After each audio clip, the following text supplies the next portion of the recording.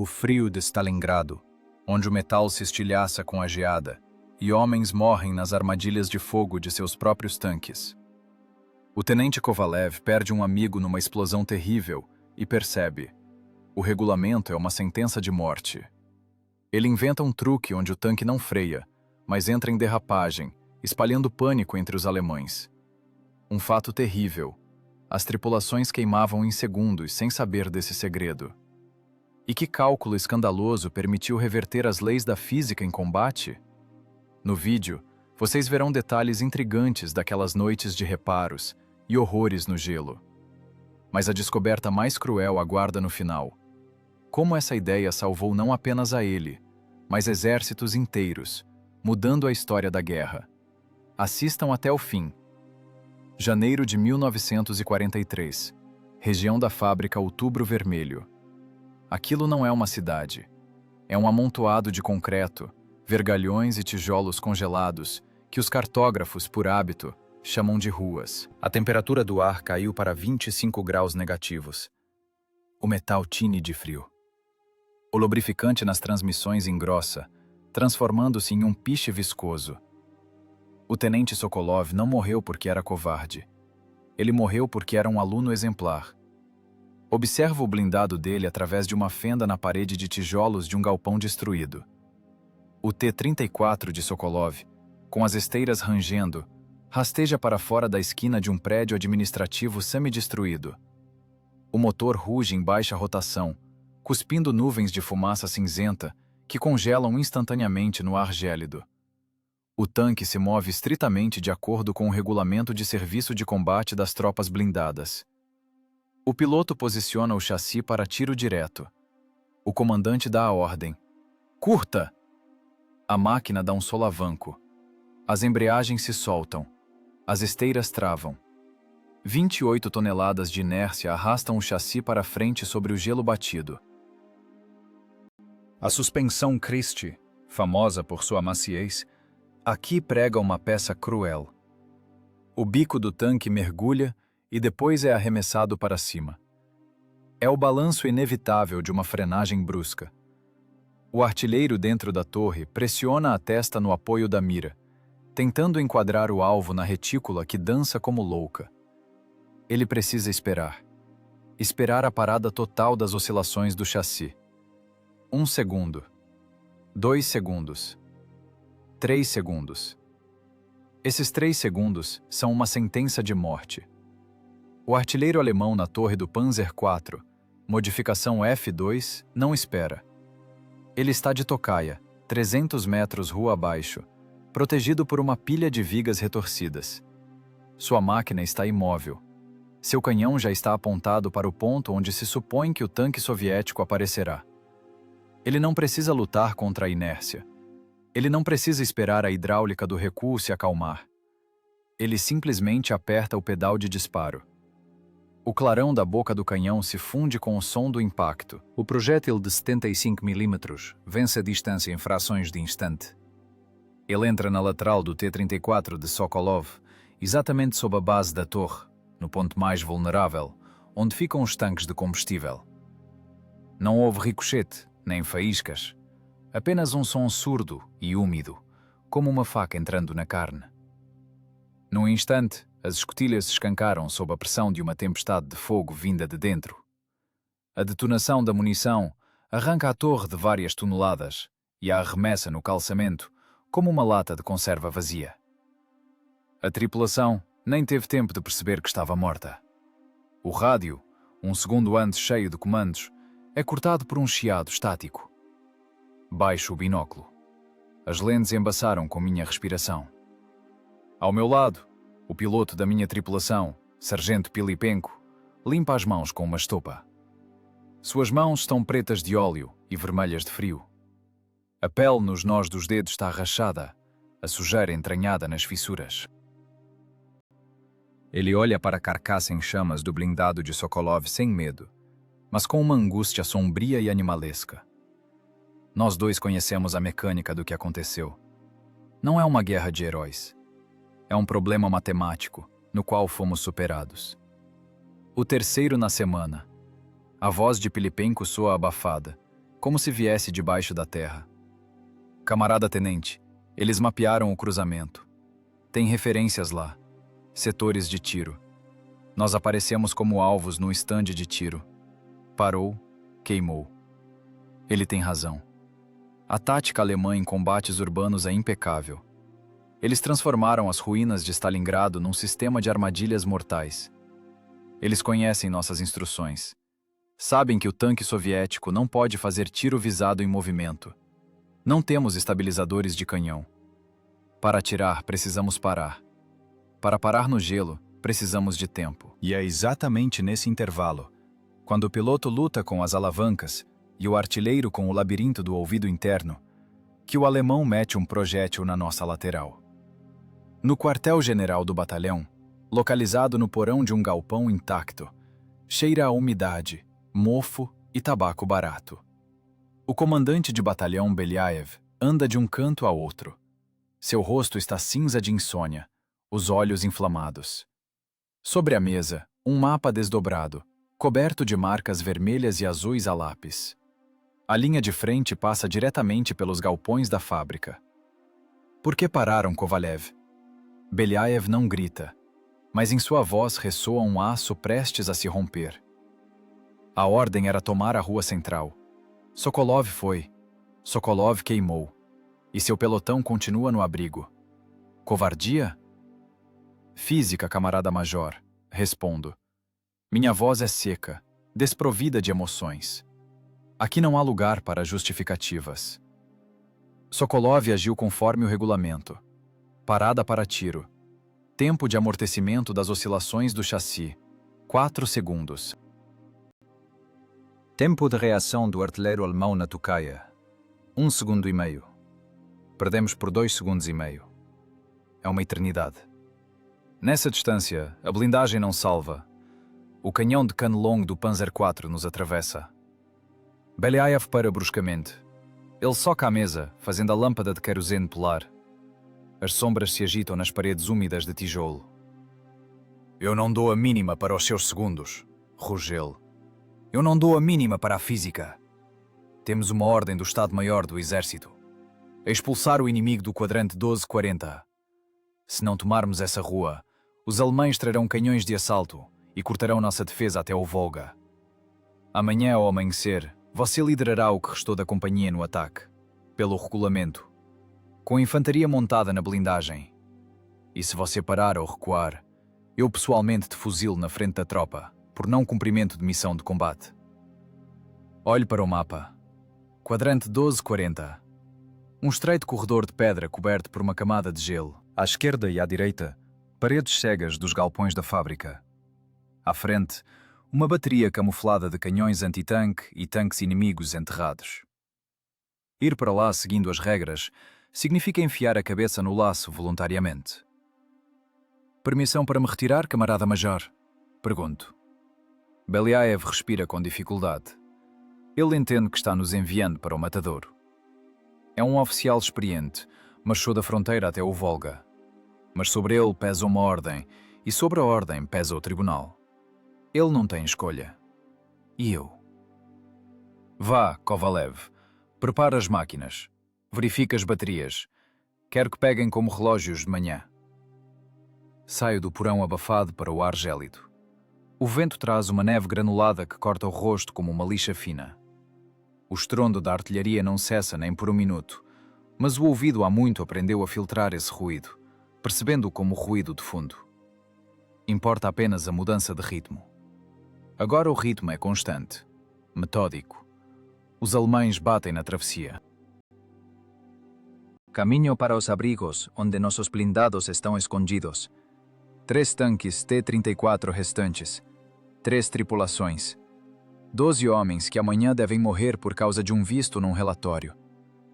Aproximo-me da minha máquina. A blindagem está coberta de geada. Se encostar a mão nua, a pele ficará no metal. Passo a palma da mão enluvada pela lateral fria da torre. Não são apenas pedaços de aço soldados juntos. É um mecanismo complexo, com seu próprio caráter, suas doenças e suas possibilidades ocultas. A Escola Soviética de Construção de Tanques criou essas máquinas brutas, mas resistentes. As grandes folgas nas peças permitem que trabalhem na lama, na poeira, com óleo ruim. Mas agora não precisamos de resistência. Precisamos de velocidade de reação, para a qual essa construção, aparentemente, não foi projetada. Recordo a morte de Sokolov. Quadro a quadro. Parada. Mergulho de bico. Impacto. O problema não é a blindagem. O problema é a estática. Enquanto nos movemos, é difícil nos acertar. A velocidade angular de deslocamento do alvo para o artilheiro alemão é alta demais a uma distância de 200 metros. Mas não podemos atirar em movimento. Ou achamos que não podemos? O regulamento foi escrito para terra seca, para campos de prova, para condições normais. Aqui não há condições normais. Aqui é gelo. Aqui é cidade. Aqui a morte espera qualquer um que jogue pelas regras. Entro na torre. Lá dentro cheira a diesel, pólvora queimada e corpos não lavados. No lugar do artilheiro está meu bloco de notas. Pego um toco de lápis. Preciso calcular. E se não frearmos com as alavancas? Se usarmos a inércia de 28 toneladas, não como inimiga, mas como aliada? Na cabeça, o esquema começa a se formar. Vetores de força. Coeficiente de atrito da esteira no gelo. Força centrífuga na curva. Se entrar na curva em quarta marcha, não, a esteira vai sair. E se for na terceira? E travar um lado não suavemente, mas com um golpe. O tanque vai derrapar. Vai virar de lado. Deslizamento. Nesse momento o chassi se move para frente, mas a torre pode manter a direção no alvo. É loucura. O manual de instruções proíbe categoricamente tais manobras em solo firme. É garantia de rompimento da esteira e destruição da transmissão lateral. Mas aqui não é solo firme. Aqui é gelo. Gelo regado a óleo e sangue. Fecho os olhos, imaginando essa dança de aço. Derrapagem controlada. Deslizamento em vez de frenagem. Disparo no momento em que a inércia é amortecida pelo atrito, mas o tanque ainda não parou totalmente. O segundo em que o inimigo perde a mira porque não nos movemos em linha reta, mas em arco. Abro o bloco de notas. O grafite arranha o papel. Vetor de velocidade. Ângulo de deriva. Isso já não é tática de combate de infantaria. É mecânica pura. E hoje à noite, no galpão congelado, devo transformar essa teoria insana na única chance de sobrevivência. A luz da lâmpada de querosene destaca na escuridão as soldas grosseiras na torre da minha máquina. Estamos num galpão de montagem semi-destruído, onde o teto restou apenas em fragmentos, lembrando as costelas de um esqueleto roído. A neve cai direto sobre o compartimento da transmissão, chiando no metal ainda quente da blindagem. Eu não durmo. O sono nessas condições é um luxo inadmissível, arriscado pela perda de concentração. Em vez de dormir, analiso a mecânica da morte iminente. Diante de mim, sobre uma estopa oleosa, está o bloco aberto. O grafite do lápis esfarela com a pressão. Eu não desenho táticas, desenho vetores de força. O tanque T-34, modelo 42, é uma máquina genial para terra preta e neve virgem. As esteiras largas criam baixa pressão sobre o solo. Passamos onde os Tigers e Panthers alemães atolam. Mas aqui, no gelo polido das passagens da fábrica, nossa vantagem vira uma sentença. No gelo, o T-34 vira uma vaca. Uma vaca desajeitada, pesada e inercial de 28 toneladas. A aderência das esteiras de aço com a crosta de gelo tende a zero. Qualquer movimento brusco na alavanca da fricção lateral leva a um giro descontrolado. A máquina simplesmente desliza. É por isso que o Manual de Condução de Veículos de Combate proíbe categoricamente manobras bruscas em superfícies escorregadias. Item 44. Seção: Condução em condições de inverno. Claro e nítido. Realizar o movimento suavemente, evitar trancos, fazer curvas em marchas reduzidas com grande raio. Risco: esse item na minha cabeça com um X gordo. Seguir essa regra, amanhã matará todos nós. Olho para o desenho do chassi. 5 rodas de apoio de grande diâmetro. roda motriz atrás, roda tensora na frente. O esquema simples e confiável de Christie. Mas ele tem um ponto fraco. Se em alta velocidade travar bruscamente uma esteira, toda a inércia colossal do chassi tentará arrancar os elos dos guias. Em solo seco, isso é garantia de perder os sapatos.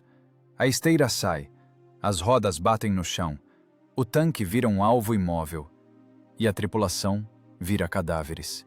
Mas e se o gelo não for o problema, mas a solução? Traço a linha do vetor de inércia. Se o coeficiente de atrito é baixo, ao travar a esteira, ela não vai morder o solo, ela vai deslizar. O tanque não vai tombar nem perder o impulso. Ele vai entrar em derrapagem lateral. A ideia parece louca. Contradiz tudo o que me ensinaram na academia. Entrar na curva não em segunda marcha, sorrateiramente, mas em quarta. Aceleração total. Levar a máquina a 40 km por hora num corredor de pedra estreito. Antes da curva, não tirar o pé, mas puxar a fricção esquerda e pisar no freio do lado esquerdo com força. A esteira direita continua tracionando, empurrando a máquina para frente. A esquerda trava, funcionando como âncora, mas sem agarrar, deslizando no gelo. O chassi do tanque deve girar 90 graus quase instantaneamente. A força centrífuga nos jogará de lado para dentro da viela. Nesse momento estaremos nos movendo de lado.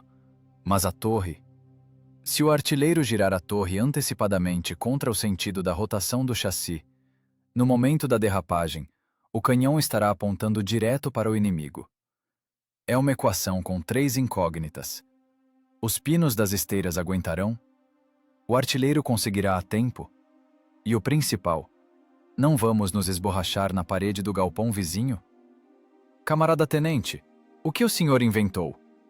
A voz do mecânico piloto, suboficial Gorelov, soa rouca. Ele está embaixo, perto da escotilha da transmissão aberta, limpando as mãos pretas de graxa grafite. Gorelov é um tratorista velho. Sente o motor V2 como o próprio organismo. Ele vê meus rabiscos no bloco e seu rosto se alonga. Desço da blindagem, pulo para o chão de concreto coberto de cartuchos e tijolos quebrados. Mostro o esquema a ele. Amanhã não vamos parar para atirar, Gorelov. Vamos atirar derrapando. Ele me olha como se eu fosse louco. Seu olhar corre do desenho para os meus olhos, tentando achar sinais de contusão. Derrapando? No gelo? Ele cospe no chão. A saliva congela quase instantaneamente. Camarada tenente, isso dá corte marcial. O senhor entende o que vai acontecer com a transmissão lateral? Vai moer as engrenagens até virar pó. E se soltarmos a esteira? Em combate, perder o sapato é morte. Não vamos ter tempo nem de abrir as escotilhas, vão nos queimar. Os alemães não são bobos, eles finalizam quem está parado. O regulamento foi escrito com sangue, não foi inventado por idiotas. Não se pode fazer essas acrobacias num T-34. Temos os dentes das esteiras baixos, eles vão pular da roda tensora. Gorelov tem razão.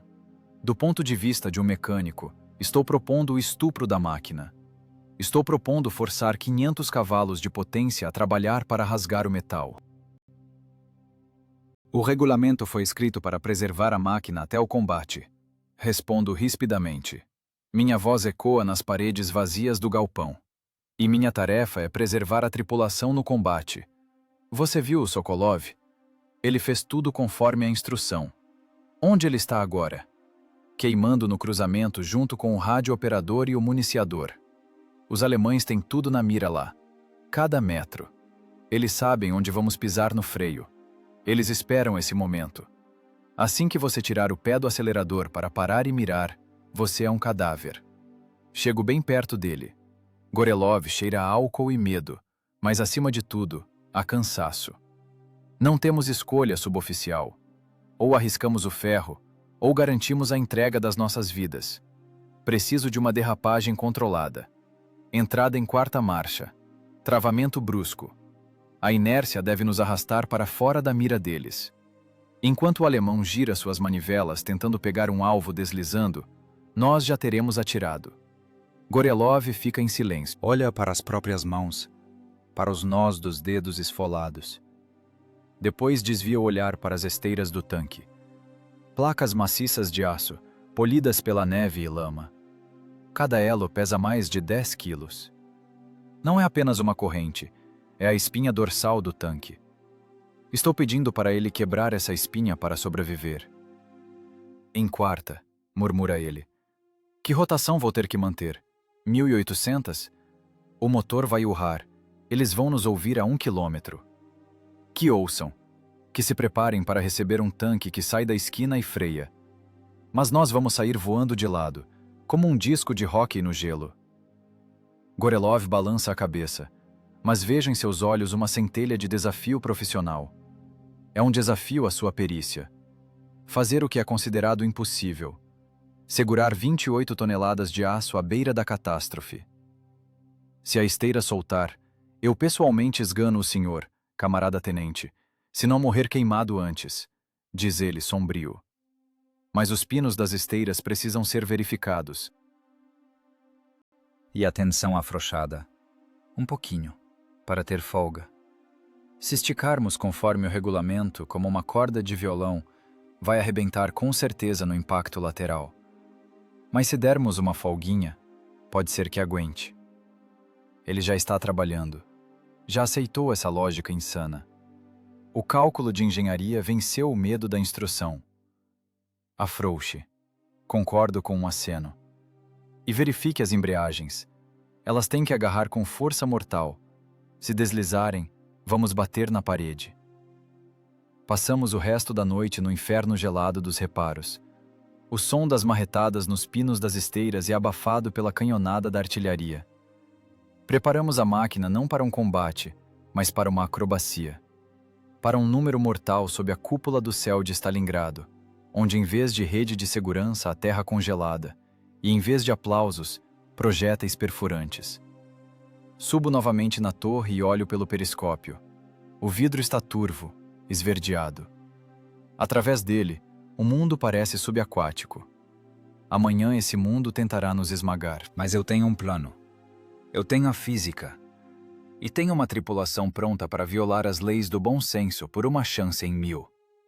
No canto do bloco, ao lado dos vetores de força, escrevo uma palavra: velocidade. É a única blindagem que nos restou. Velocidade de reação e velocidade de rotação da roda motriz. Amanhã de manhã verificaremos quem é mais forte: a óptica alemã da firma Zeiss ou a ousadia russa multiplicada pelo risco da engenharia.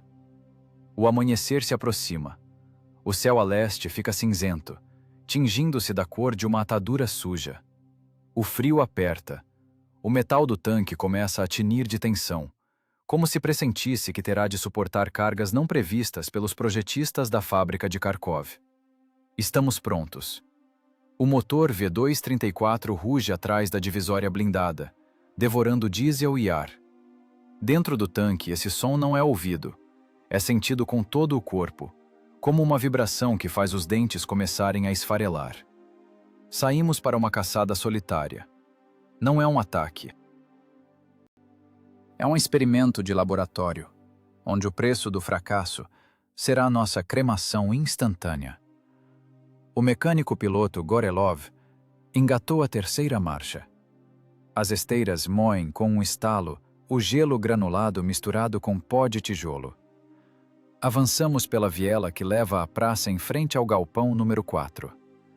As paredes das casas aqui foram cortadas pela artilharia em ângulo, abrindo setores de tiro.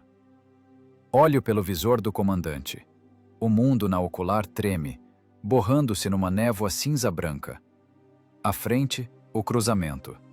Aquele mesmo, onde a morte espera qualquer um que reduza a velocidade. E rompemos no espaço aberto. E imediatamente eu o vejo. Um canhão autopropulsado Stug 3, silhueta baixa, atarracada, parecida com uma tartaruga achatada. Ele está na sombra profunda de um arco destruído, a apenas 150 metros de nós. Ele não tem torre. Para mirar o canhão na horizontal, precisa girar todo o chassi. Essa é sua fraqueza, mas seu canhão de 75 mm olha direto para nós.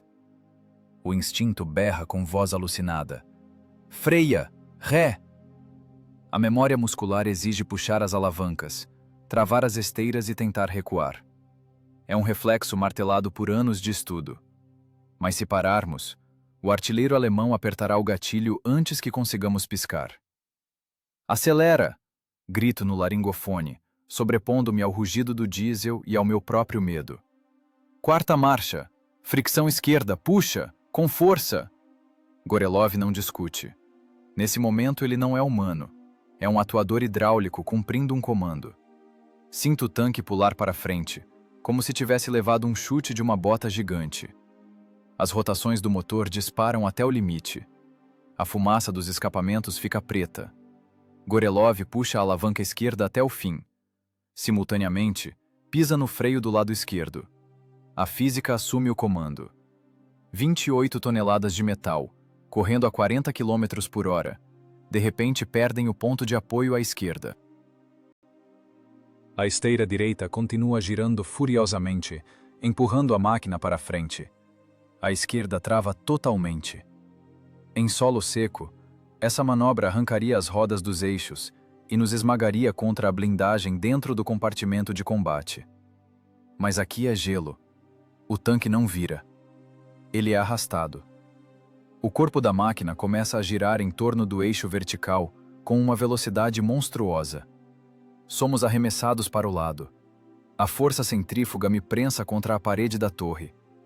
Ouço o municiador bater o ombro com um baque surdo na culatra do canhão. O clangor das esteiras muda de tom.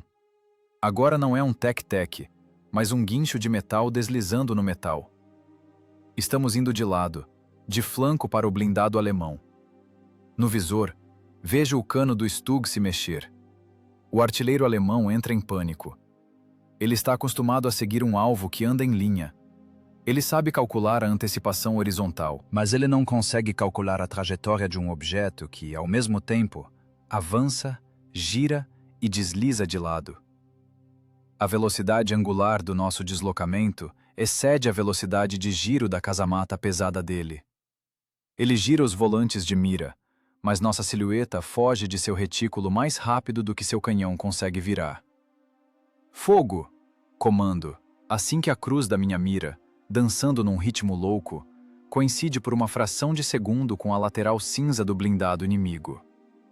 O artilheiro pisa no pedal de disparo. Um tiro de 76 milímetros a queima-roupa.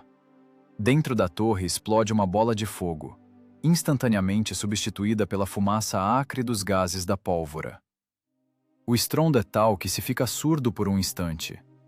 A culatra do canhão recua, cuspindo a cápsula fumegante que cai tinindo no chão do compartimento de combate. O recuo do canhão F-34 é um golpe de marreta de várias toneladas. Esse golpe é direcionado contra o nosso movimento. O impulso do disparo amortece a inércia do deslizamento. O tanque estremece, sua rotação diminui, como se alguém invisível tivesse puxado o freio de emergência. As esteiras finalmente encontram aderência. O projétil atinge o alemão na casamata, logo acima da máscara do canhão. Não vejo a explosão.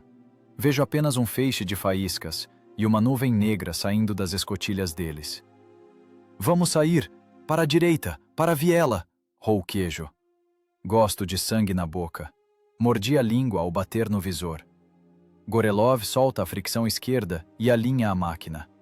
O tanque, rabuando, mergulha na sombra salvadora atrás da parede de tijolos do galpão.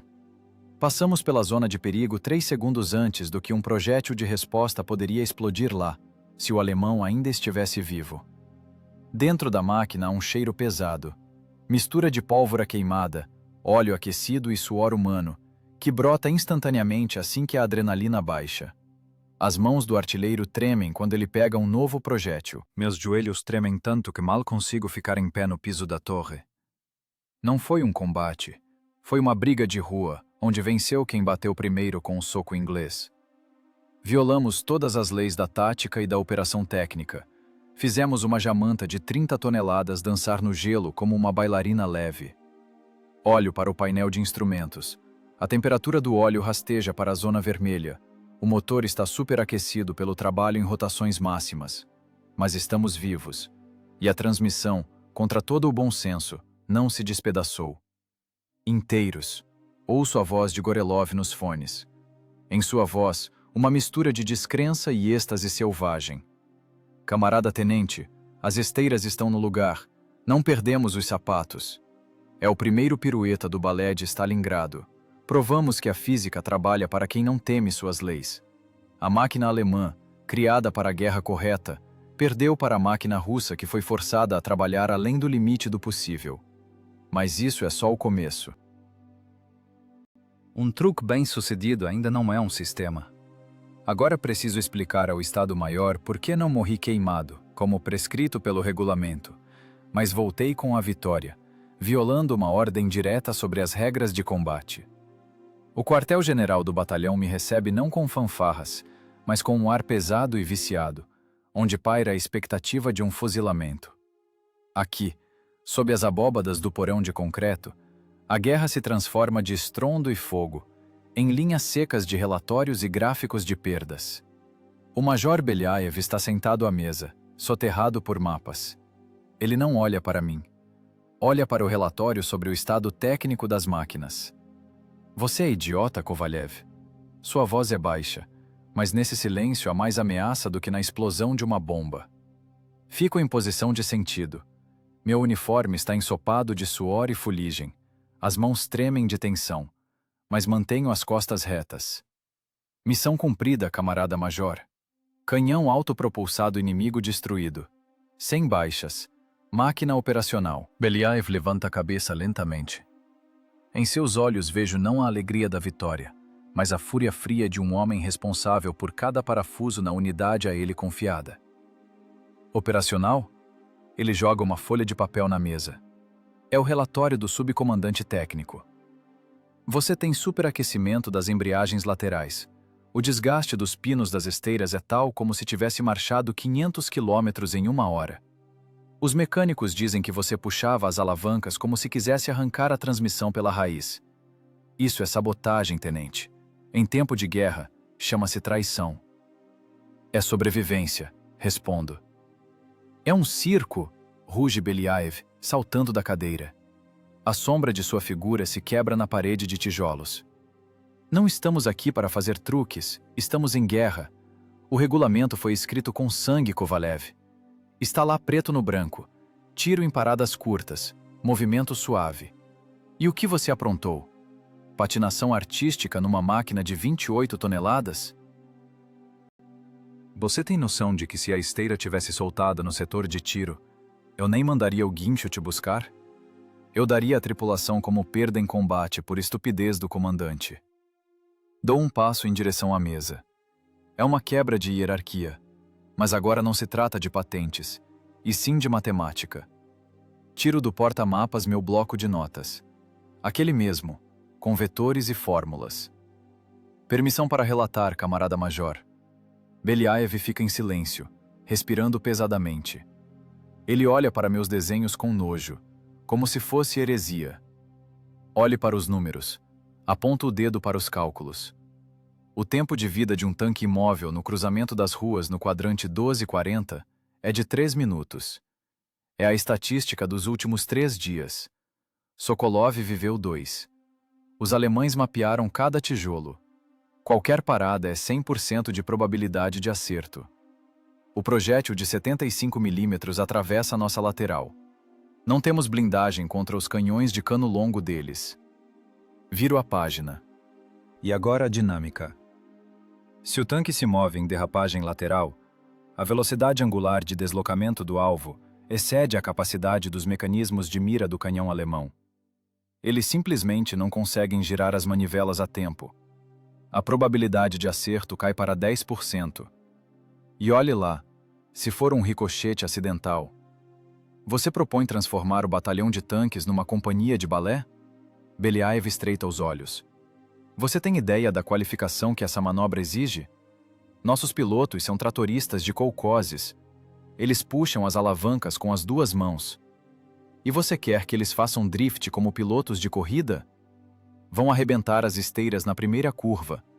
E aí ficaremos sem tanques. A infantaria vai para as metralhadoras desprotegida. É isso que você quer? Eu quero que eles voltem vivos, digo com firmeza. E que queimem os tanques alemães, e não morram queimados. Tratoristas sentem a terra. Só precisam que alguém explique que o gelo também é solo, só que com outro coeficiente de atrito. Não dê tempo. Belyaev senta-se novamente. Esfrega as têmporas com os dedos.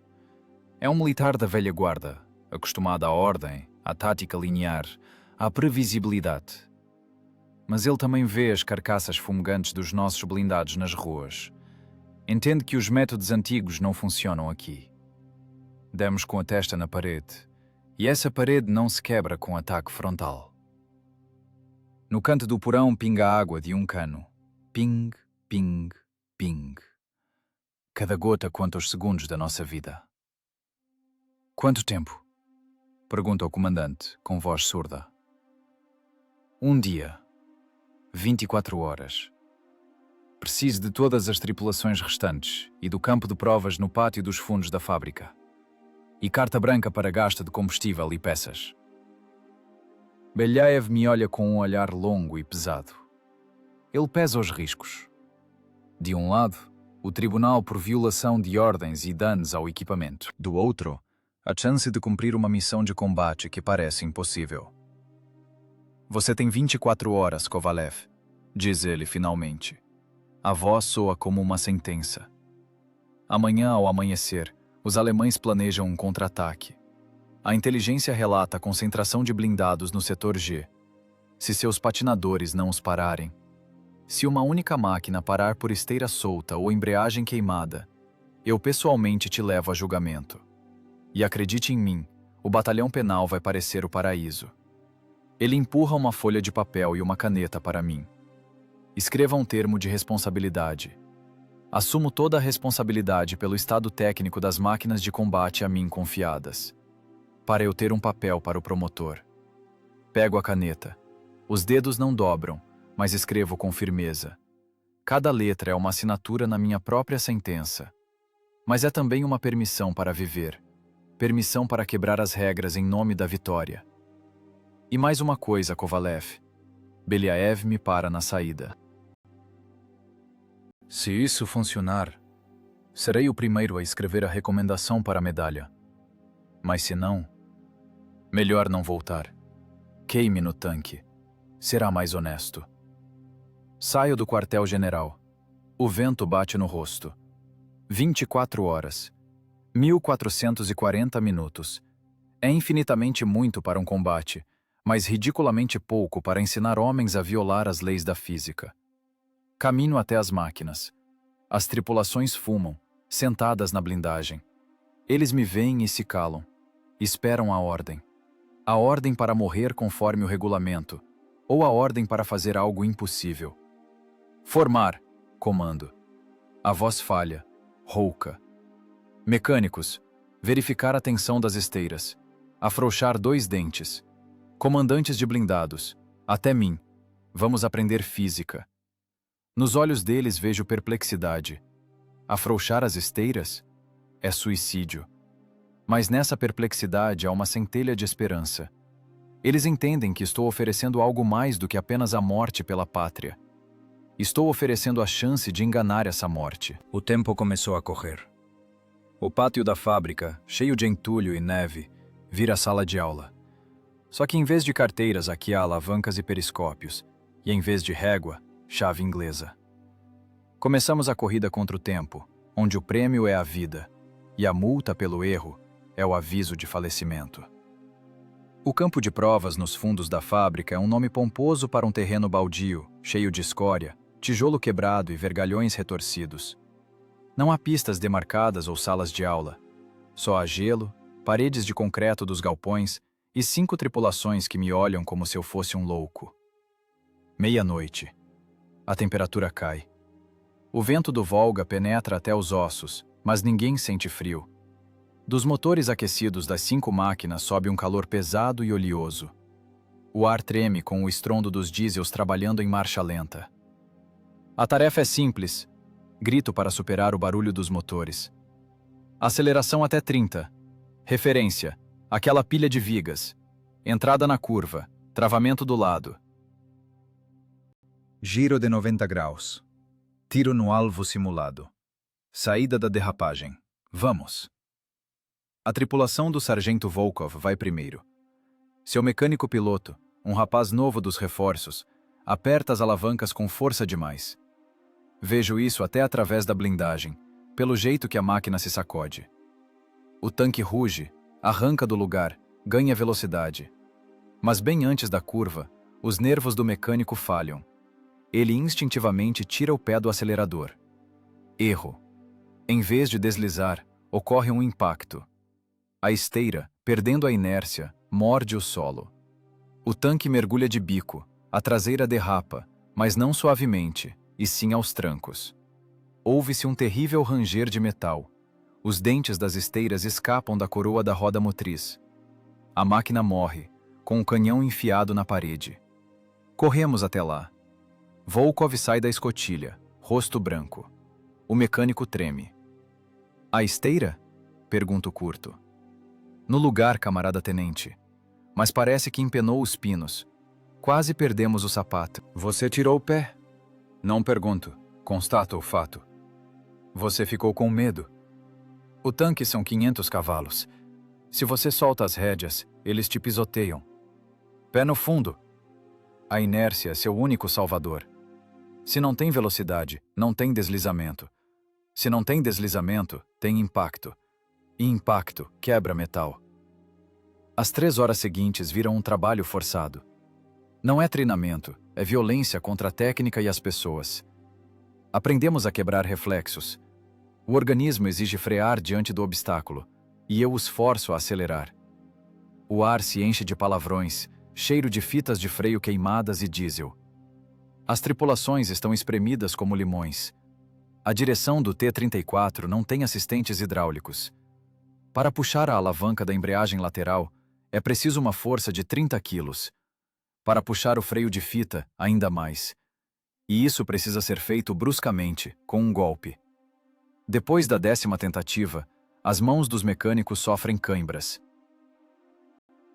A pele das palmas estoura, deixando marcas de sangue nas alavancas. Não puxa! Arranca! Berro no ouvido do mecânico da terceira máquina. Você não está fazendo carinho em trança de mulher. É ferro. Ele só entende força. Ele arranca a alavanca em sua direção. O tanque empina, mas entra na derrapagem. O corpo voa de lado, levantando fontes de neve granulada. A torre gira contra o movimento.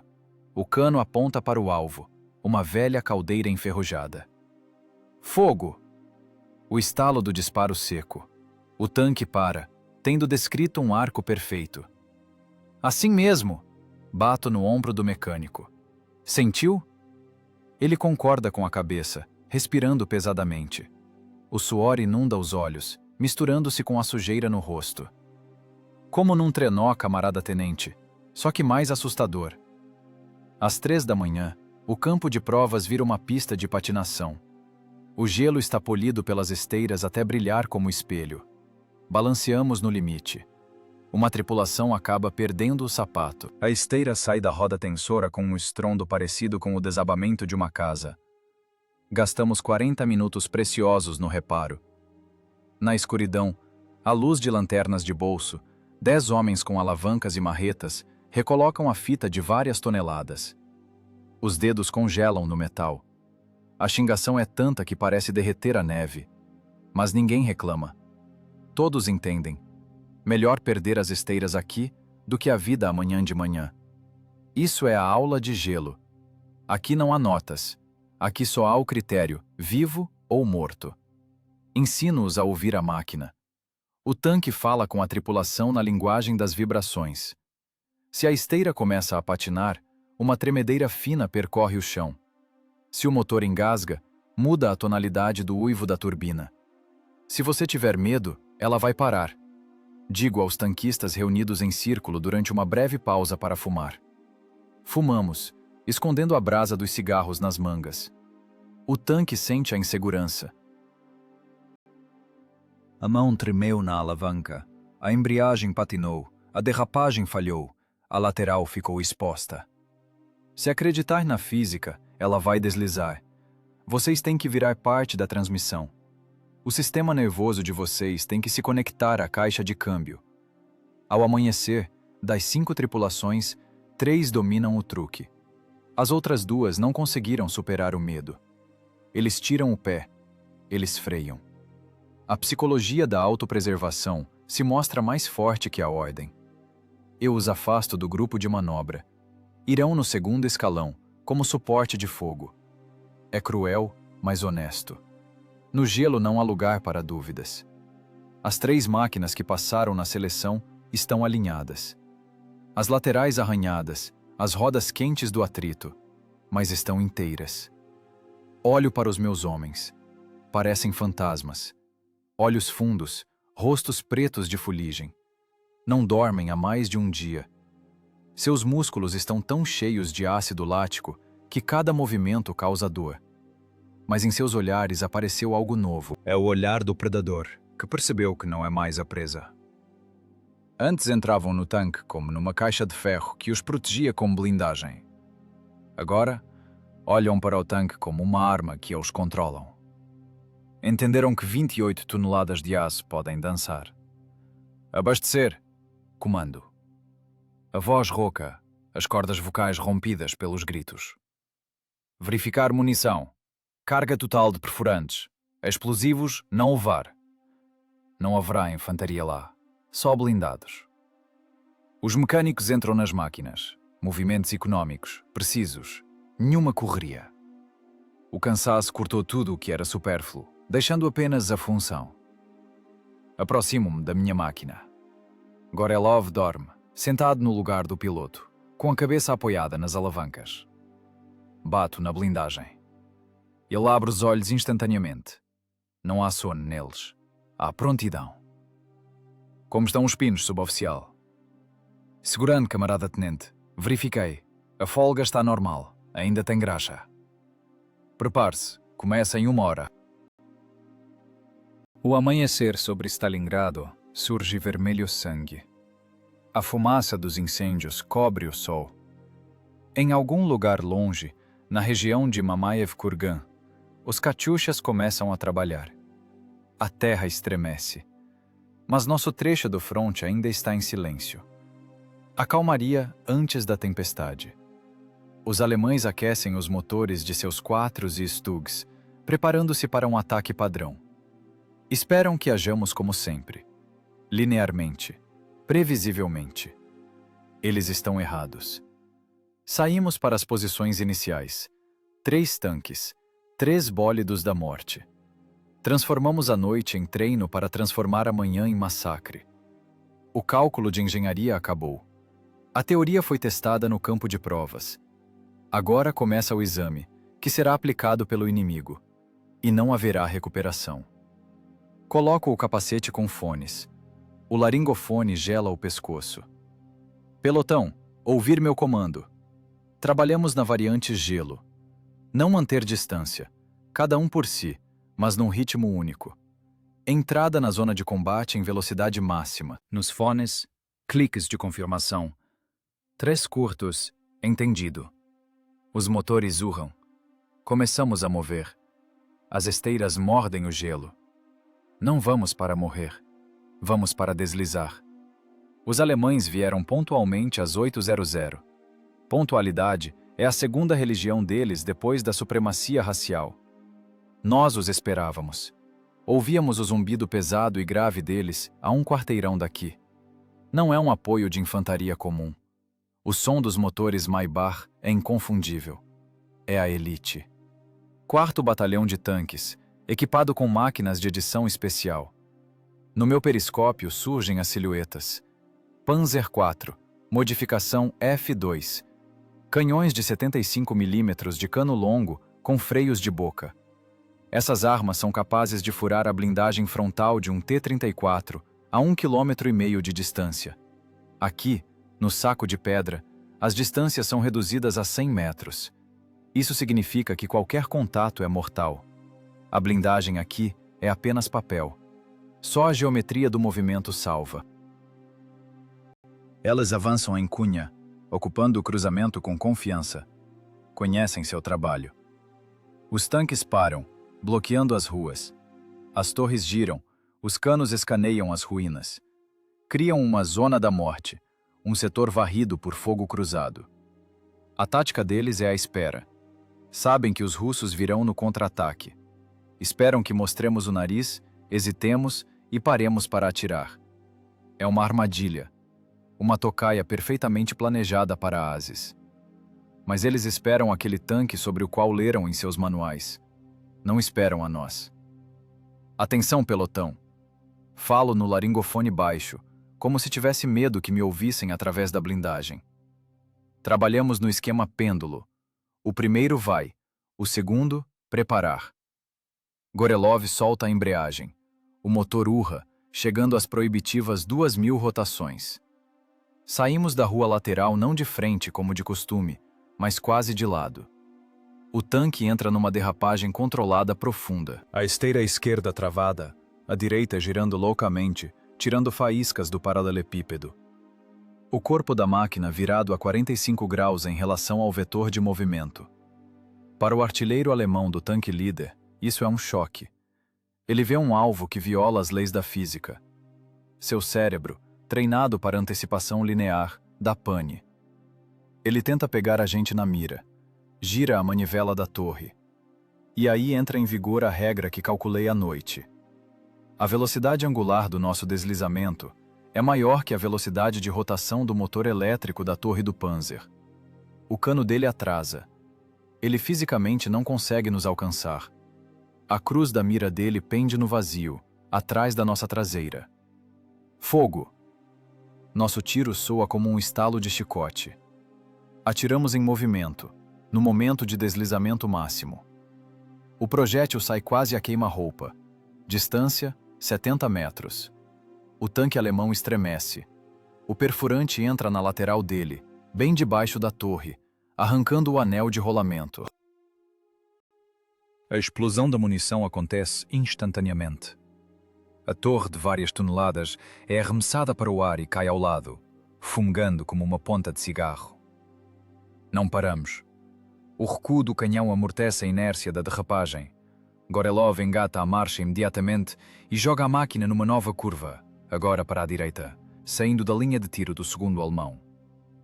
Nesse momento, da viela vizinha surge a máquina do sargento Volkov. Exatamente a mesma pirueta insana.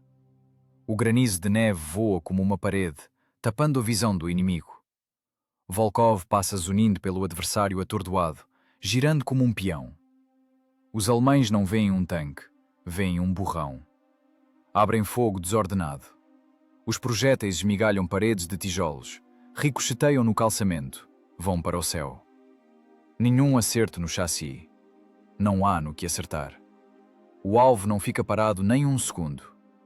Criamos um carrossel da morte. 3 tanques nossos correm pela praça, cruzando as trajetórias uns dos outros, entrando em derrapagens, girando em espaços mínimos.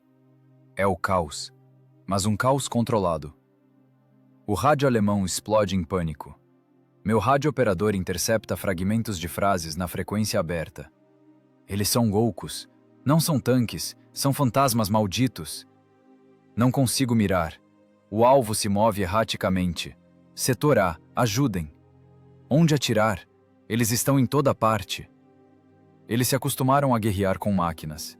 E nós guerreamos com física. As miras Zeiss tão elogiadas, a ótica magnífica, a mecânica precisa. Tudo isso vira sucata inútil quando o inimigo se recusa a jogar pelas regras da balística. Eles esperam a parada. Mas não há parada. Só há movimento contínuo, ranger de metal e trovão de disparos. O terceiro tanque alemão tenta dar ré, ir para o abrigo. Mas o piloto entra em pânico. Ele acelera forte demais. A máquina sobe de ré numa pilha de tijolos quebrados e empina o bico. Alvo perfeito. A chapa inferior da blindagem está exposta. Eu vejo isso. Gorelov vê isso. Não precisamos de comando. Fazemos um cavalo de pau de 180 graus. A sobrecarga monstruosa esmaga as vísceras contra a coluna. A vista escurece, mas as mãos fazem seu trabalho. Tiro. O projétil entra no fundo da máquina alemã, perfurando a transmissão e o motor. O tanque vira uma tocha. Ninguém salta das escotilhas. O combate dura apenas 7 minutos. 7 minutos de guincho de fricções e estrondo de canhões. Nesse tempo, o pelotão de elite alemão virou um cemitério de sucata. 4 carcaças em chamas, 2 canhões virados. Uma fumaça preta e gordurosa rasteja pela rua, misturando-se com a névoa gelada. Saímos tão subitamente quanto aparecemos. Mergulhamos de volta no labirinto de ruínas, deixando para trás um cruzamento em chamas. Os motores urram, pedindo resfriamento. Dentro da torre há um fedor de pólvora queimada que arde os olhos. Mas respiramos. Estamos vivos. As mãos tremem não de medo, mas do rebote da adrenalina. Olho para os meus rapazes. O municiador está sentado no chão, abraçando uma cápsula vazia contra o peito, rindo sem som. Seu rosto está preto de fuligem, só se veem os dentes brancos e o branco dos olhos. É a histeria do sobrevivente. Quebramos o padrão deles. Não destruímos apenas 4 tanques. Destruímos a certeza deles de que a guerra é um processo previsível. Hoje eles aprenderam que o Ivan russo é capaz de fazer 28 toneladas de ferro fundido voarem. Mas é cedo para relaxar. Essa foi a vanguarda. As forças principais ainda estão por vir. E agora eles saberão que estamos aqui. Pararão de se expor. Trarão aviação ou artilharia de grosso calibre para nivelar esse quadrante com a terra junto conosco. Mas por enquanto somos os reis dessa pista de gelo. Pelotão, relatório de situação. Rouquejo no rádio. Segunda máquina, normal. Amassamos o paralama, arrancamos o farol. Munição pela metade. Terceira máquina, normal. O piloto acha que deslocou o ombro, mas segura as alavancas. Indo para a base. Limpo o suor da testa. A luva deixa um rastro sujo. Conseguimos. O cálculo de engenharia, multiplicado pela loucura russa, revelou-se mais forte que a ordem alemã. Mas ainda há um dia inteiro pela frente, e a noite. E cada nova hora exigirá de nós ainda mais inventividade, porque o inimigo aprende rápido, rápido demais. O combate já dura 20 minutos. Para a infantaria é um instante. Para um tanquista na escotilha fechada é uma vida inteira, comprimida num ciclo infinito. Carregar, mirar, atirar, puxar a alavanca. Dentro da máquina, a temperatura subiu para 40 graus, apesar do gelo lá fora. O motor, trabalhando no limite, aqueceu a parede divisória. O ventilador não dá conta de tirar os gases da pólvora. Respiramos uma mistura de monóxido de carbono e adrenalina. O mecânico piloto Gorelov já não sente as mãos. Vejo as costas dele, a túnica encharcada, colada nas omoplatas. Seus ombros se movem no ritmo dos solavancos da máquina. Já não é controle consciente, é pura fisiologia, memória muscular. Ele puxa as alavancas das embreagens laterais com força suficiente para entortar um pé de cabra, e faz isso a cada 5 segundos. Se parar por um instante, os músculos terão cãibra e viraremos um imóvel. Na praça em frente ao galpão reina o caos. A neve misturou-se com terra, fuligem e óleo, virando uma lama negra. Visibilidade zero. Orientamo-nos apenas pelos clarões dos disparos. Nos fones, chiado de interferência e palavrões. Terceiro! Perdi o sapato! Derrubaram a esteira! O grito do comandante da máquina número 3, Tenente Petrov, rompe o estrondo. Viro o periscópio. O tanque de Petrov está junto à parede da caldeira. A esteira esquerda escorregou das rodas como uma cobra e jaz na neve, brilhando com os elos rompidos. Um projétil quebrou o pino de ligação. A máquina está imobilizada. Agora, é apenas um bunker de aço, condenado ao fuzilamento. 2 tanques alemães Panzer IV já notaram a vítima. Viram as torres lentamente. Não têm pressa. Sabem que o russo não vai a lugar nenhum. Só precisam mirar e meter um perfurante na lateral imóvel. Gorelov, vê o Petrov! Grito. Vejo! Acabou para ele, camarada tenente. Não, manobra com passo, em volta dele, rápido. É improviso. Não teve isso no treino. Mas o princípio é o mesmo, física e inércia. Gorelov me entende num piscar de olhos. Ele direciona nosso T-34 direto para o companheiro atingido. Aceleramos. Os alemães nos veem, mas não atiram. Estamos rápidos demais e num ângulo agudo. Passamos entre Petrov e os alemães. Fricção direita, puxa, acelera! Gorelov trava a esteira direita. O tanque começa a girar em torno de Petrov, descrevendo um círculo fechado com um raio de 10 metros. Viramos um escudo vivo, um escudo giratório. A força centrífuga me prensa na parede da torre, a ponto de cortar a respiração. O municiador cai sobre os projéteis. A munição escorrega de suas mãos, mas ele a agarra de novo imediatamente. O mundo no periscópio vira uma faixa borrada. Ruínas, fogo, tanque alemão, parede, ruínas de novo. O artilheiro alemão enlouquece. Ele vê diante de si um alvo que corre em círculo com velocidade angular inacessível para seus mecanismos. Tenta atirar em nós, mas no momento do disparo, já nos deslocamos 3 corpos. O projétil bate no paralelepípedo onde estávamos 1 segundo atrás. Estilhaços batem na nossa blindagem como granizo. Fogo na roda motriz! Comando, quando na mira pisca por uma fração de segundo a lateral do alemão. Tiro girando é loteria.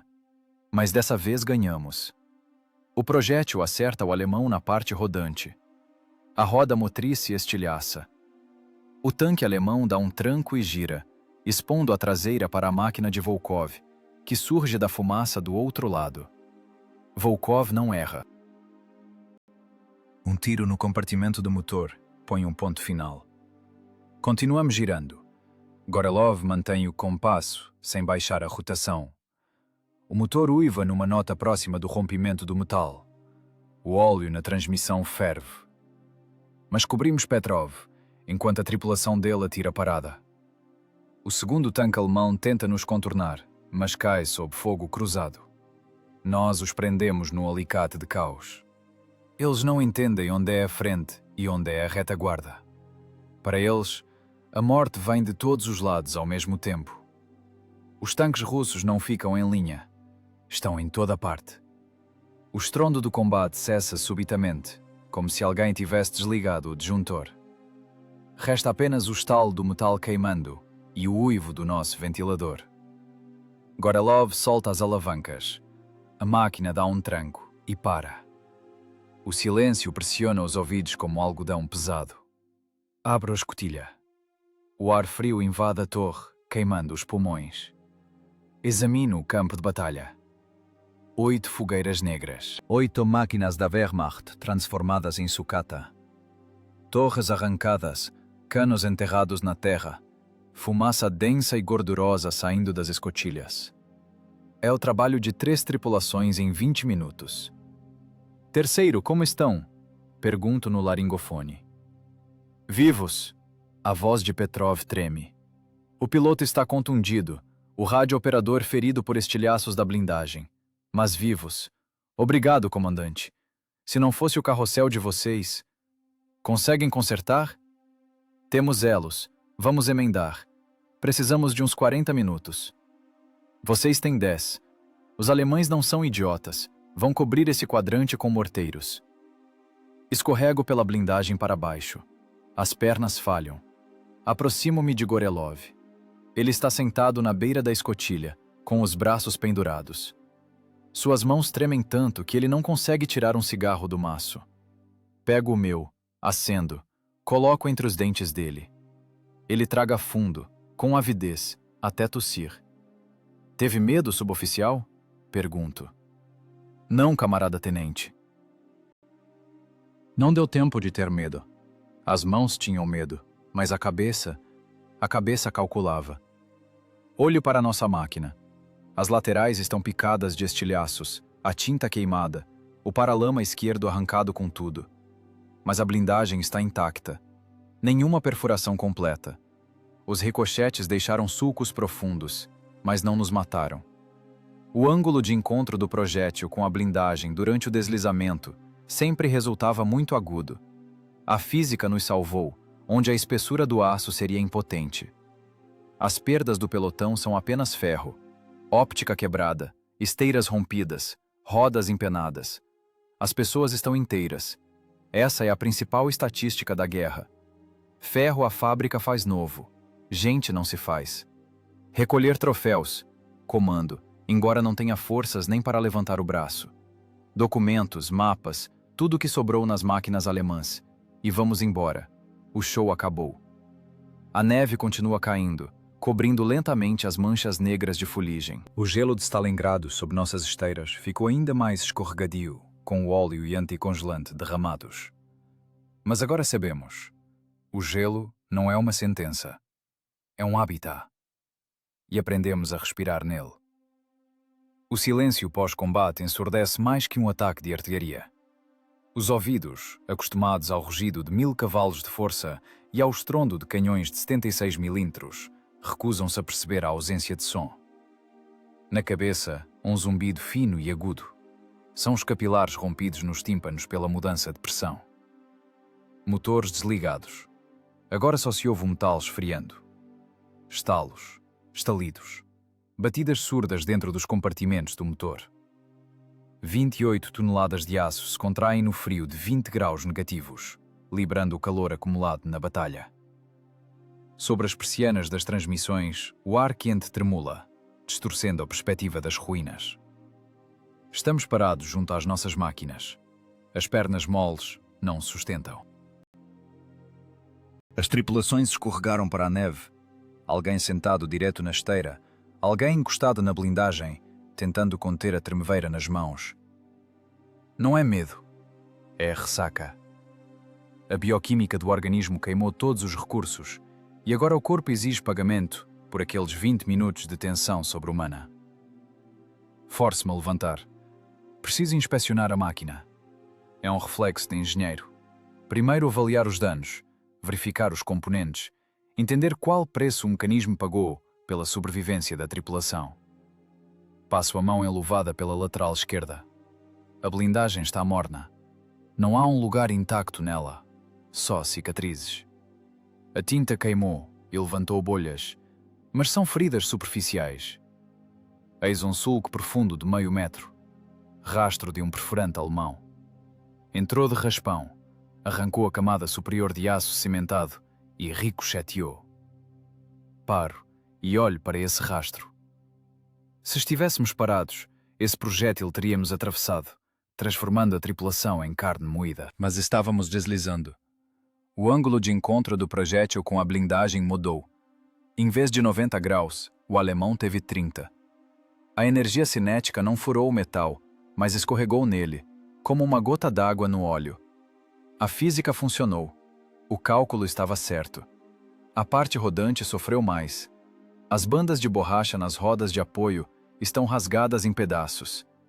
Do atrito nos impactos laterais, a borracha superaqueceu e em alguns lugares derreteu, escorrendo como meleca preta endurecida sobre os discos.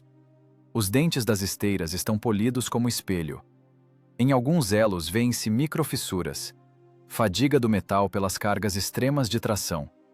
Mas os pinos aguentaram. A esteira ficou inteira. O aço soviético tipo Redfield mostrou-se mais forte que a pontualidade alemã. Do lado do quartel-general, aproxima-se um Jeep Willys. O carro pula nos buracos, espirrando lama. Dele sai o Major Beliaev. Ele não corre, caminha devagar, pisando pesado no tijolo quebrado. O rosto impenetrável.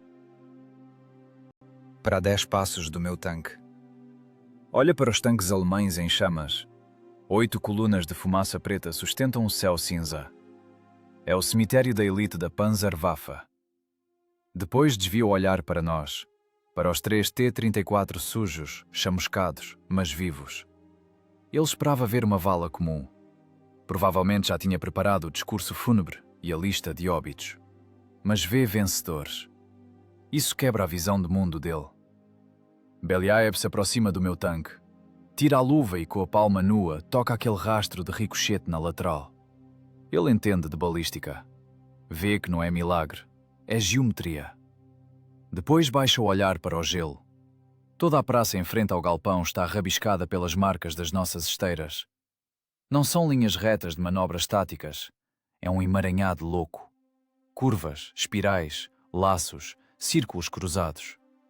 Parece rastro de patinadores numa pista, só que em vez de lâminas, aqui trabalharam lagartas de 500 kg. As marcas contam a história da batalha melhor que qualquer relatório. Aqui, entrada brusca na curva, arranhões profundos no concreto da derrapagem.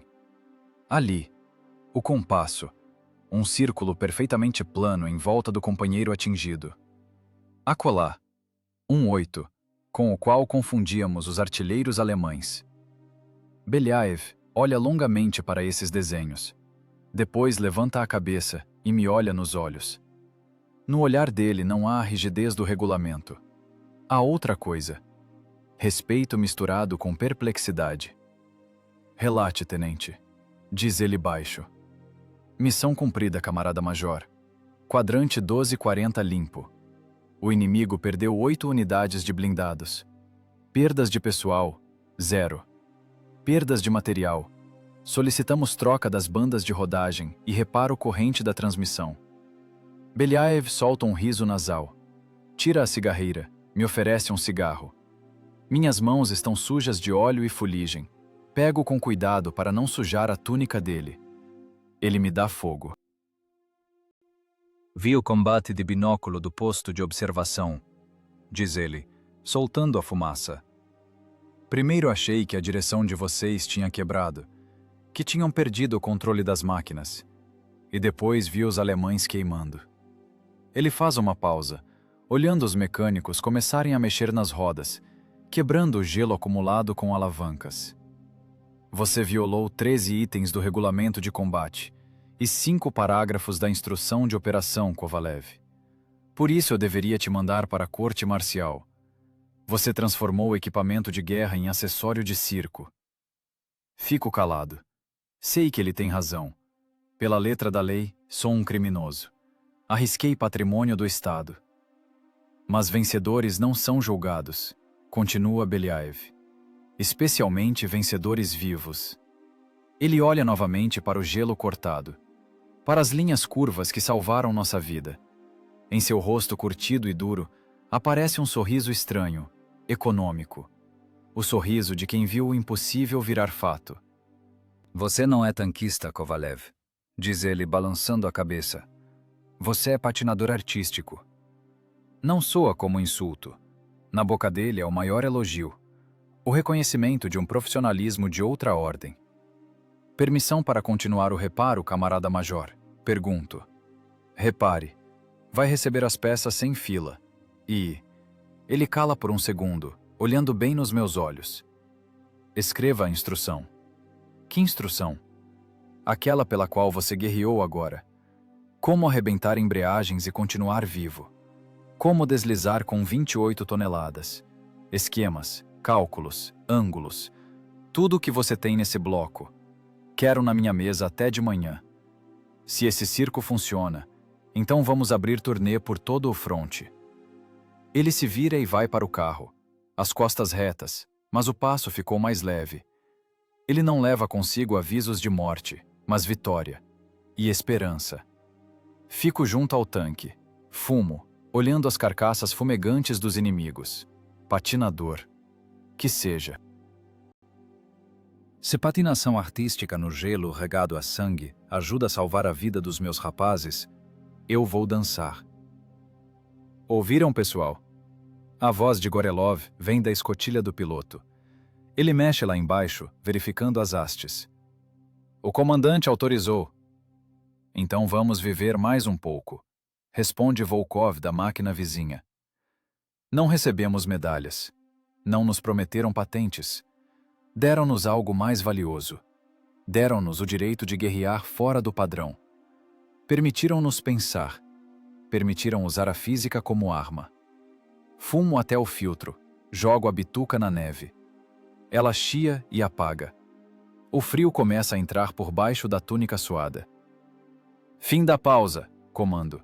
Chaves na mão. Temos trabalho até de manhã. As rodas não vão se trocar sozinhas. Voltamos a ser mecânicos. O romantismo do combate se foi. Restou o trabalho pesado e sujo com o ferro. Mas agora olhamos para esse ferro de outro jeito. Sabemos o que ele pode fazer. E ele sabe que confiamos nele. A conexão entre homem e máquina tornou-se absoluta. Mais forte que qualquer solda. Abrigo subterrâneo com 3 camadas de toras. Profundidade 2 metros abaixo do nível do solo congelado. Em cima, uma camada de troncos, terra e neve que abafa os sons da guerra até virarem um zumbido distante e irreal. Aqui cheira a argila úmida, tabaco barato e querosene. Fui retirado da linha de frente por uma semana. É um tipo estranho de licença. Em vez de descanso, uma mesa feita de caixotes de munição, uma pilha de papel limpo e um lápis químico. A ordem do comandante Beliaev foi breve. Colocar no papel, para que qualquer sargento da escola entenda como não morrer queimado no primeiro combate. Estou sentado olhando para a folha em branco. Escrever é mais difícil que guerrear. No combate você trabalha por reflexo. Lá não há tempo para dúvidas. Aqui, no silêncio, cada palavra pesa mais que um projétil perfurante. Porque um erro neste texto custará a vida não minha, mas daqueles milhares que virão nos substituir. Escrevo o título: Condução de combate manobrável em condições de edificações urbanas e gelo. Soa seco, burocrático. Mas por trás de cada letra aqui, há um episódio concreto, pago com medo e risco. Item 1. Particularidades da aderência do sistema de lagartas com a superfície de gelo. Desenho o esquema. Tanque T-34 em vista superior. Vetor de velocidade, V. Vetor de inércia, I. Ponto de aplicação da força no travamento da esteira. Devo explicar o inexplicável. Por que a máquina não tomba? Detalho a fórmula do momento de tombamento. Nosso centro de gravidade é baixo. A largura da bitola permite suportar sobrecargas laterais de até 2 unidades G. Se o mecânico mantém a aceleração, a força centrífuga pressiona o lado externo contra o chão, compensando a inclinação. É física. Ela é imparcial. Lembro do rosto de Gorelov. Suas mãos em carne viva. Na instrução escrevo: o esforço nas alavancas em manobras de emergência triplica. Recomenda-se o trabalho com as 2 mãos ao travar o lado. Não é um conselho. É uma exigência fisiológica. Com uma mão, não se segura a alavanca quando a inércia de 28 toneladas tenta arrancá-la de volta. Item 2. Tiro em deslizamento não controlado. A seção mais difícil. O regulamento proíbe isso categoricamente. Escrevo: em casos excepcionais, na impossibilidade de parada, descrevo a técnica de antecipação. Se o tanque gira para a esquerda, o artilheiro deve girar a torre para a direita com avanço. É uma equação de velocidades relativas. Desenho os setores de tiro. O ponto cego na derrapagem desaparece. O tanque vira uma bola cheia de agulhas. Pode ferroar em qualquer direção. O silêncio do abrigo oprime. Parece que ouço o clangor de culatras e o chiado do rádio. Mas são apenas fantasmas da memória. Aqui está quieto. Só o riscar do lápis e o estalo do pavio na lâmpada. Descrevo a manobra com passo, a mesma que salvou Petrov. Desenho o esquema. Tanque atingido no centro. Tanque ativo na órbita. Raio, 10 metros. Velocidade, 25 km por hora. Marcha, segunda ou terceira, dependendo do solo. Nota importante: não reduzir a rotação. A perda de tração levará à parada e à destruição iminente. Não é apenas tática, é filosofia de sobrevivência. Acostumamo-nos a pensar que blindagem é espessura de metal. Eu provo que blindagem é velocidade e vetor de movimento. É mais difícil acertar um alvo móvel do que um bunker estático, mesmo que esse bunker tenha 100 milímetros de frente. Já escrevi 10 páginas. Minha mão está mais cansada do que com as alavancas. Entendo que estou criando um documento que irá para o Estado-Maior do Exército, depois para o fronte. Generais da retaguarda o lerão. Vão franzir a testa vendo as violações das instruções, mas vão aprová-lo, porque a estatística é teimosa. 3 tanques sobreviveram onde deveria ter morrido um batalhão. Esta instrução foi escrita com sangue. Não o meu, mas daqueles que queimaram antes de nós. De Sokolov e de centenas de outros tenentes que cumpriam honestamente o regulamento e morriam nos cruzamentos. Achamos uma brecha nas leis da guerra. E agora devo alargar essa brecha até o tamanho de um portão, por onde passará todo o exército de tanques. 15 vidas. 3 tripulações de 5 homens. Sobrevivemos hoje graças a essas fórmulas. Se imprimirem essa brochura, se a martelarem na cabeça dos cadetes nas escolas, amanhã sobreviverão milhares. 15 virarão 15.000. Esse coeficiente de eficiência é maior que o de qualquer motor. Largo o lápis. Olho para a pilha de folhas escritas. Melas. Desenhos da morte transformada em processo controlado. No canto da folha, uma mancha de óleo. Não notei que manchei com a manga suja. Que fique. É o selo de autenticidade. Um mensageiro desce ao abrigo. Traz uma marmita com mingau. Ele cheira a frio e fumaça. Camarada tenente, o major pergunta se demora? Está pronto, respondo. Leve. Diga para datilografarem em 3 vias. Uma para o Estado-Maior, uma para a escola, uma para mim. O mensageiro pega os papéis. Ele não sabe o que tem nas mãos. Para ele é apenas um relatório. Para mim, é um testamento para quem vier depois de nós. Fico sozinho. Termino o chá frio.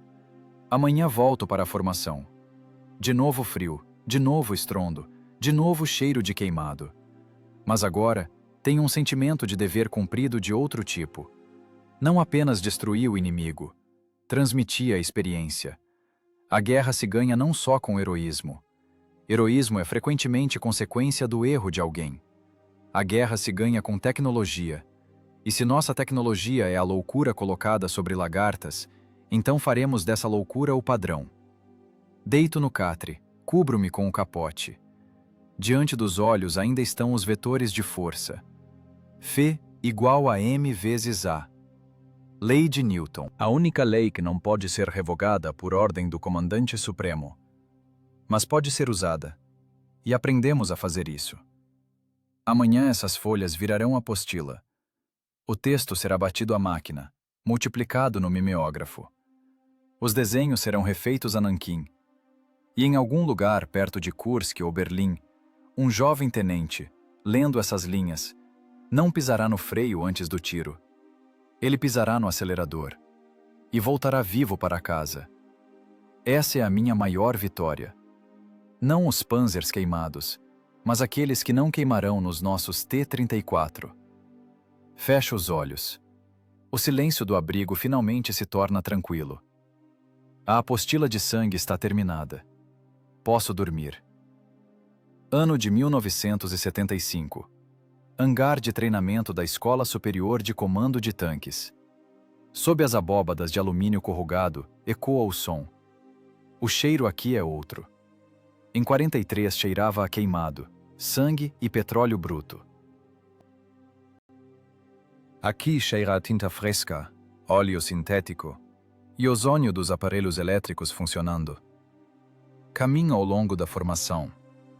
Sou o Major-General Kovalev. Minha bengala bate no chão de concreto, marcando o ritmo do tempo. À minha esquerda, cadetes imóveis.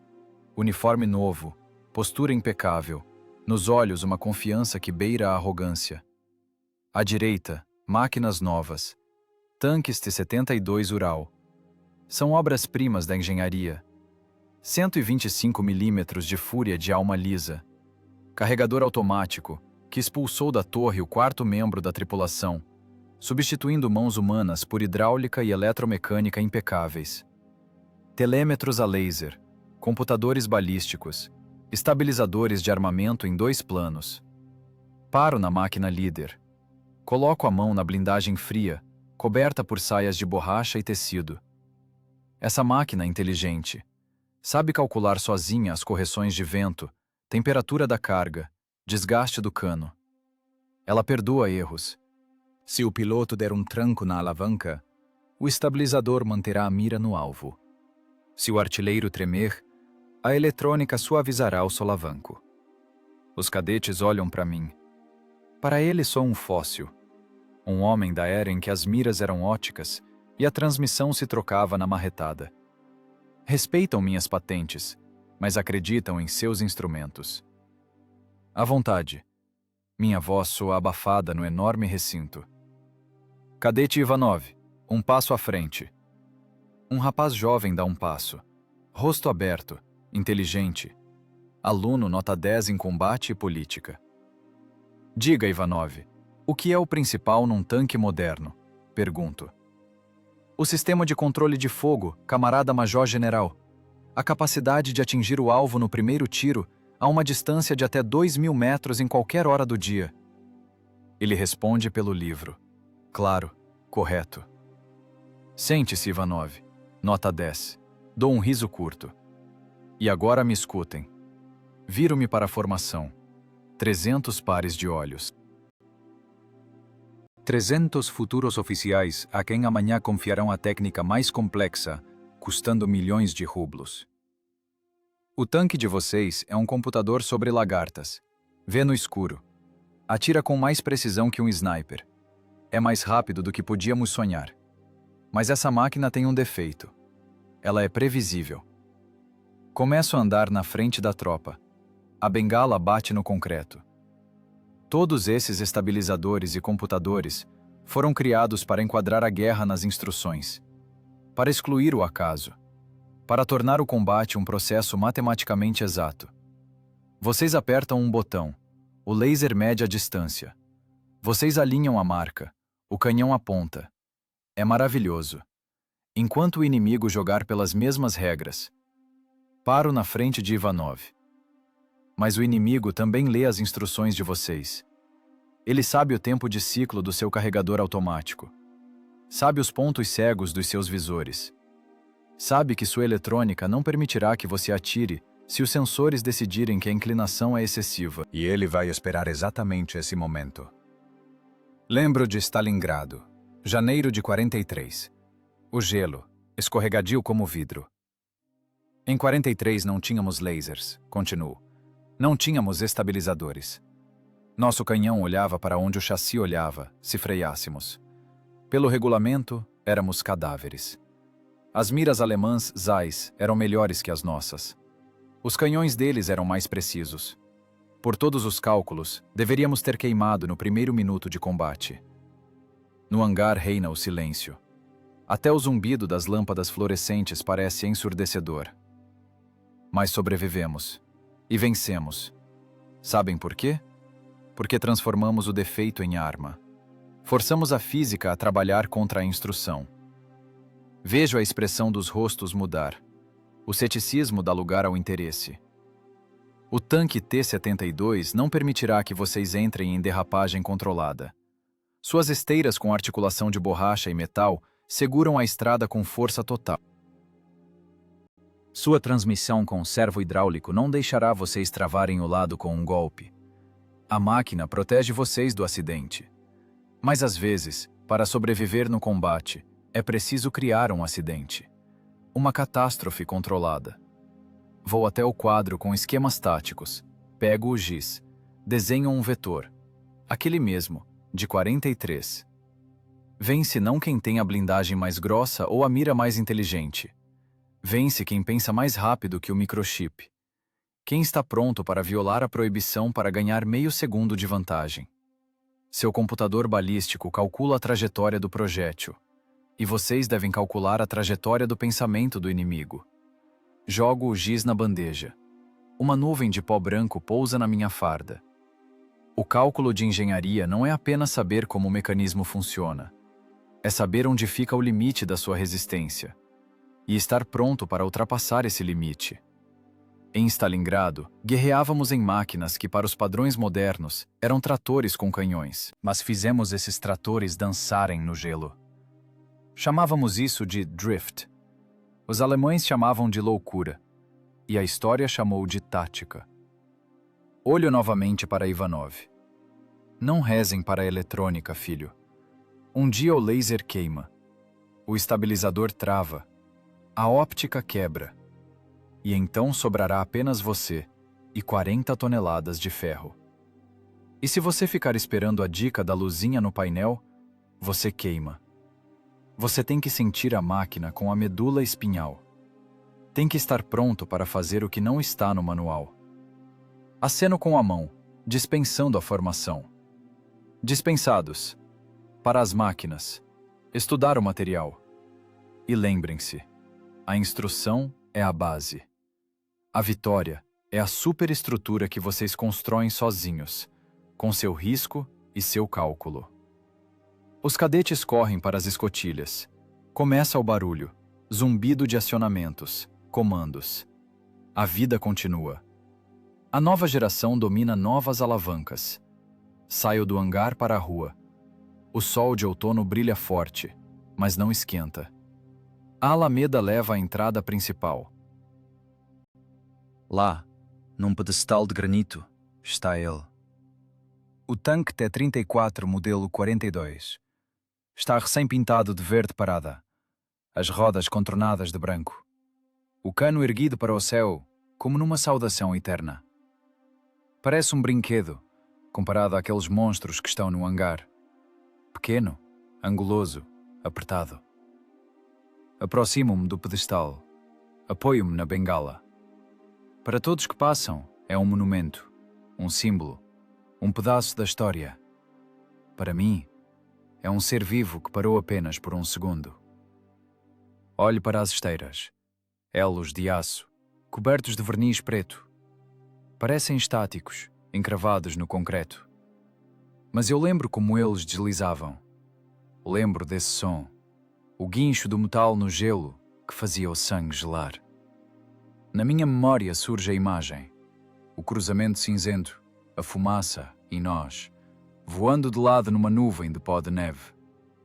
Não foi milagre. Milagres não existem na guerra. Existe uma equação resolvida com precisão, onde as variáveis eram velocidade, massa e força de atrito. Não vencemos porque somos russos e o mar não nos mete medo. Vencemos porque fomos engenheiros do nosso destino.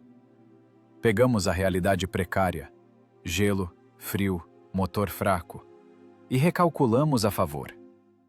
Acaricio o metal frio da esteira. Olá, bailarina. Sussurro apenas com os lábios. Parece que o tanque estremece levemente. Talvez por causa de um caminhão que passou. Ou talvez ele também se lembre.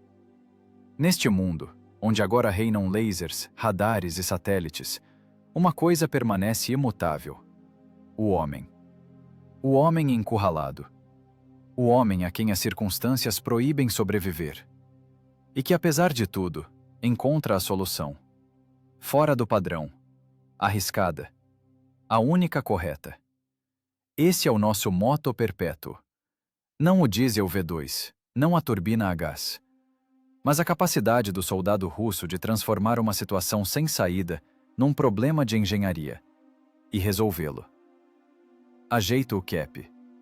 Major-General Kovalev, veterano das tropas blindadas, autor do manual Fundamentos da Manobra Não Padronizada, vai para casa. Tenho aula amanhã. Tenho que falar para esses garotos sobre o impulso da força e sobre o fato de que a inércia não é apenas um conceito físico. É algo que precisa ser superado. Na máquina, no combate e na própria cabeça. O sol se põe atrás dos prédios da escola, banhando a blindagem do T-34 com uma luz vermelha. O tanque no pedestal parece queimar de novo, mas não com o fogo da derrota, e sim com o fogo da glória.